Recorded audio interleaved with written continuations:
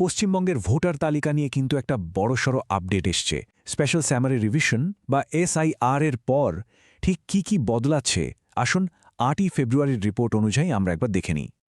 দেখুন, ভোটার তালিকা সংশোধনের যে শুনানি চলছিল তার শেষ তারিখ কিন্তু ছিল ৭ই ফেব্রুয়ারি।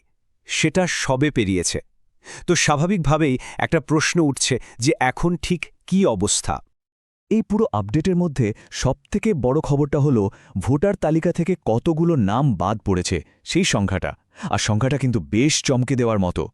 এখনও পর্যন্ত যে রিপোর্ট এসেছে তাতে দেখা যাচ্ছে মোট ৬৩ লক্ষ নাম ভোটার তালিকা থেকে বাদ গেছে। হ্যাঁ, ৬৩ লক্ষ। তবে একটা কথা মাথায় রাখতে হবে, এই সংখ্যাটাই কিন্তু শেষ কথা নয়, এটা আরও বাড়তে পারে। আচ্ছা, এই যে ৬৩ লক্ষের কথা বলা হচ্ছে, এই হিসেবটা এলো কিভাবে? আসুন একটু ভেঙে দেখি। এর মধ্যে ৫৮ লক্ষ নাম কিন্তু আগেই খসড়া তালিকা থেকেই বাদ দেওয়া হয়েছিল। কারা এরা?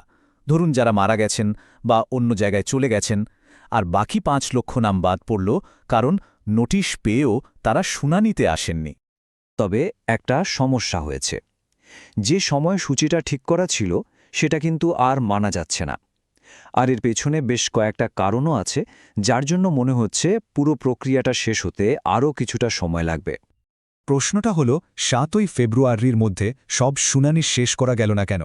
আসলে এত পরিমাণ কাজ বাকি পড়ে আছে যে আধিকারিকরা সবটা গুছিয়ে উঠতে বেশ বেগ পাচ্ছেন। আর এই যে দেরি, এর কারণ কিন্তু একটা নয়, বেশ কয়েকটা। যেমন ধরুন মালদা, দক্ষিণ ২৪ পরগনা আর উত্তর কলকাতার মতো জেলাগুলোতে কাজের চাপ অনেক বেশি। আবার অন্যদিকে শুনানি শেষ হলেও সেই সব ডেটা সিস্টেমে আপলোড করতে গিয়েও সমস্যা হচ্ছে। সব মিলিয়ে এখনও প্রায় ১০ থেকে ২০টা বিধানসভা কেন্দ্রের কাজ বাকি। তো এত সব কিছুর পর আসল প্রশ্নটা হলো, এই যে দেরি হচ্ছে এর ফলে ফাইনাল ভোটার তালিকার কি হবে? সেটা কবে প্রকাশ করা হবে? দেখুন, ফাইনাল ভোটার লিস্ট বেরোনোর কথা ছিল ১৪ই ফেব্রুয়ারি।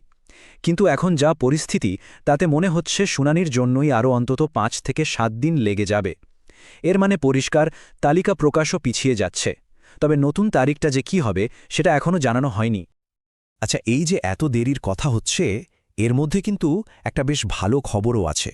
ভোটারদের জন্য এটা একটা দারুণ আপডেট, বিশেষ করে পরিচয়পত্র নিয়ে। প্রথমে একটু বুঝে নেওয়া যাক এই ডোমিসাইল সার্টিফিকেটটা আসলে কি। এটা হলো একটা সরকারি সার্টিফিকেট যা প্রমাণ করে যে কোনো ব্যক্তি নির্দিষ্ট শর্ত মেনে রাজ্যে অন্তত ১৫ বছর ধরে বাস করছেন। এসডিও বা ডিএম অফিস থেকে এটা দেওয়া হয়। আর আসল ভালো খবরটা হলো নির্বাচন কমিশন এবার থেকে এই ডোমিসাইল সার্টিফিকেটকেই ভোটার রেজিস্ট্রেশনের জন্য একটা বৈধ প্রমাণ হিসাবে মেনে নিয়েছে।